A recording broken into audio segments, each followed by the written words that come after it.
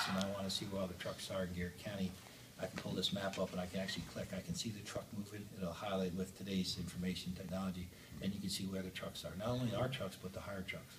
So you can get a snapshot, so logistics, and it helps you manage your storms better. Statewide at the SOC Center, they can see everything. We're also introducing a new technology with the AVLs is, and I don't know if we have it connected yet, but the goal is to have it in place by, hopefully by the time winter really sets in. And that's the ability to actually determine how much material that individual truck is spreading. Now we do it by loaders, the old-fashioned way. You can tell how much a guy loads up and when he goes on his route.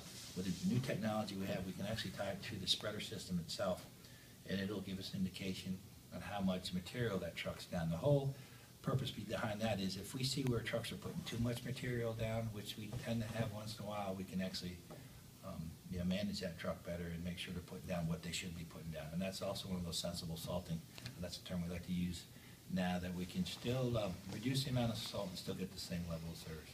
So that new technology will be in place. With that, if you go in that folder, Think Smart, that's pedestrian, but this is a neat little toy. This is our neat toy. It's the SHA's new dual wing plow. Typically, if you see our trucks, we got a plow in the front and a plow on the right side.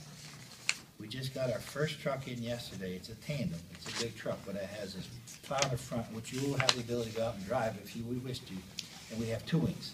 Wings actually deploy on both sides. So if you look at the amount of roadway that can cover, it's probably going to be at least 2 trucks. I would say equivalent to, that one truck would equate to 2 trucks.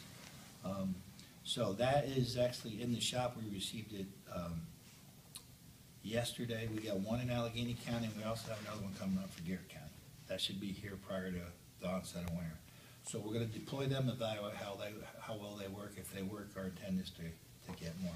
Because if we can actually do more with less, that's the whole part of kind of business where we're going.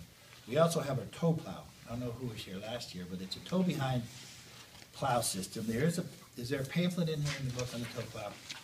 Yes. On the right side. Is it on the right side? No, it's actually in the back. Keep going in the very back of that one page. That's our tow plow. It's the very back. There it is.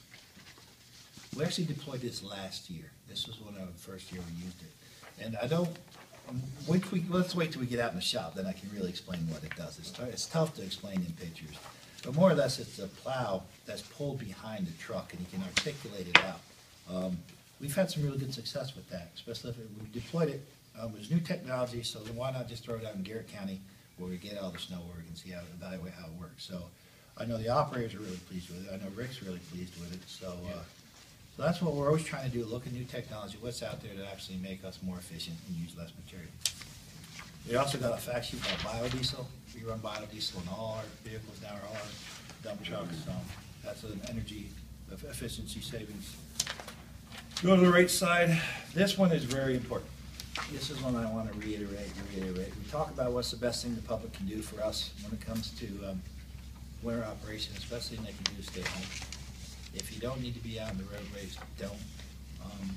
Because a lot of people who are not prepared, they actually become hazards when you're out there on the roadway, not only to us, but to our plow operators and also to other motorists. So if you do not know, the governor stresses this every major storm, the administration stresses this, especially when emergency weather conditions. If you don't have to be out there, please stay home. And one thing I can say about Western Maryland, the public easily listens to most of our major blizzards. Everybody, believe it or not, I like to watch the roads, and we don't have the traffic. And it allows us to keep the roads open. And knock on wood, other than Sandy, I don't think we've ever had a road closed or had to close a road because any other weather conditions during winter since I've been here. Sandy last year was one of those, hopefully I never see a storm like that again, but nobody even should have been out in that event. And we did everything we could to keep that road open, but we did close 68, which was the smart thing to do until we got it safe enough for everybody to pass. One thing on here, safety around the plow. Don't crowd the plow is like the term we used to use, Charlie, correct me if I'm wrong, because with everybody's hurry in today's day and age to get from point A to point B, why, I don't know. That's in that very, Charlie, don't crowd the plow.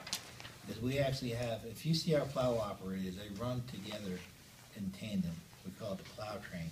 Their whole idea is to take everything in front of them, move it off to the left or the right in one motion.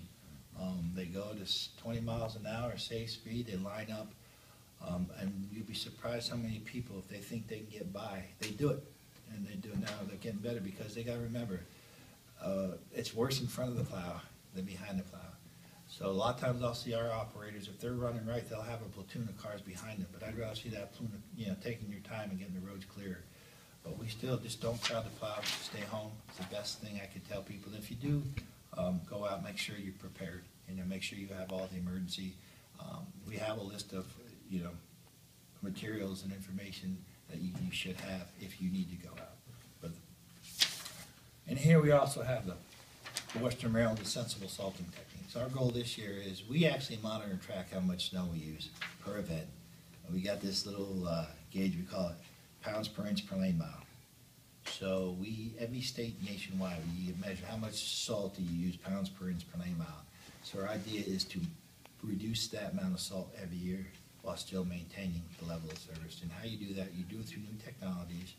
You do that for training of your staff, and you use that. Technology not only in trucks, but we also have weather systems we're incorporating this year. We also use MDSS is what's the official terminology for MDSS? Maintenance Decision Support System. Yeah. So we actually use technology to look at recommendations, what we should be using, other than experience. Experience is the best teacher of all, but we actually do look at systems and see how well they work. And the ice and snow, tips for the event snow. And this is something we talked about. If you have to be out there, and I got to put my glasses on. In the event of snow, during snow, don't drive if you don't have to. That's number one. If I could, every storm I just like to preach that. If you don't have to be out there, don't. Don't crowd the plow. That's, driving behind the plow train is a lot safer than what's in front of it. Know before you go. That's one of the, you can call 911 or 511 system. And I believe we can also go on the CHART website. Is that correct, Charlie? CHART is a statewide website for current travel information. Remember, the bridges, ramps, and overpasses freeze first. Bridges always do, so they could be more slippery. This is a good one. Four-wheel drive vehicles are just as vulnerable to slipping on ice than regular two-wheel vehicles. Especially I hear how many four-wheel drive vehicles, they fly down the road thinking four-wheel will stop them, but once you start sliding, I don't care what you are. Specifically in Savage Mountain and Garrett County. And we do get a lot of people running to the WISP.